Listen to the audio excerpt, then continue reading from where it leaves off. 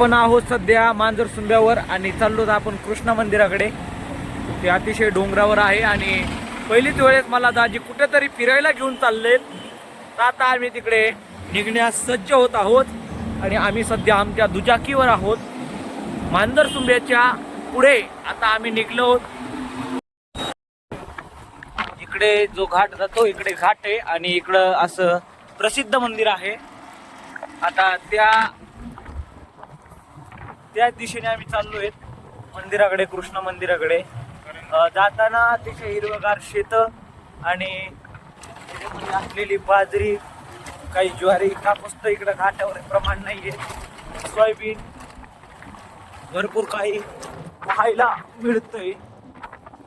तर इकडे जाण्यासाठी ही रोड हा अतिशय सुंदर आहे. दणका कुठेच बघायला मिळत नाही आपल्याला. आणि हा आपल्याला डोंगर लाईन बघायला भेटते, जी फारच सुंदर आहे. कृष्ण मंदिराकडे जाताना तुम्ही इकडे आलतात का कमेंट करून नक्की सांगा. बघा, खूप सुंदर अशी डोंगर लाईन आहे. इकडे ही जनावर वगैरे चरतात इकडे आणि ही इकडच्या दिशेने जी वाट जाते ती फार प्रमाणात खराब आहे. असो आहे कृष्ण मंदिर. आता आपण मध्ये जाऊन बघू की कसं आहे. स्टार्टिंगला आपल्याला दगडाच्या पायऱ्या लागतात आणि वरी जाऊन, अरे वा, पाहिलं बेडीच्या मंदिरासारखंच आहे. सुंदर मंदिर, अतिशय सुंदर असं मंदिर आहे.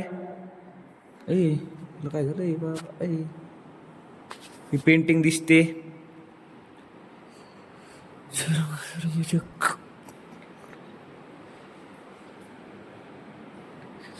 आणि हे आहे ते कृष्णा मंदिर, जिथे आपण यायचं म्हटलं होतं. अतिशय सुंदर असं मंदिर आहे.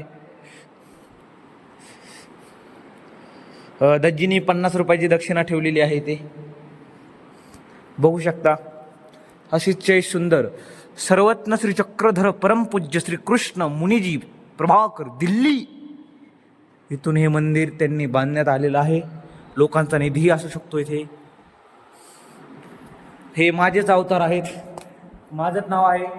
धरा धरा धरा.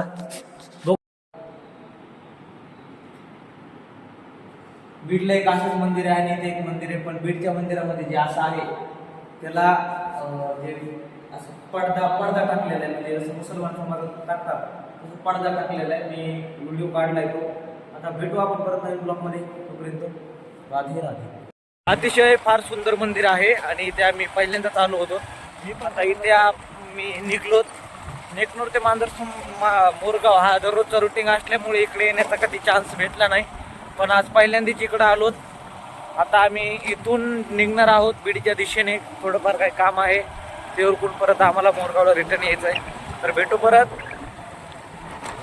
न्यू ब्लॉग में. तब तक जय हिंद दोस्तों.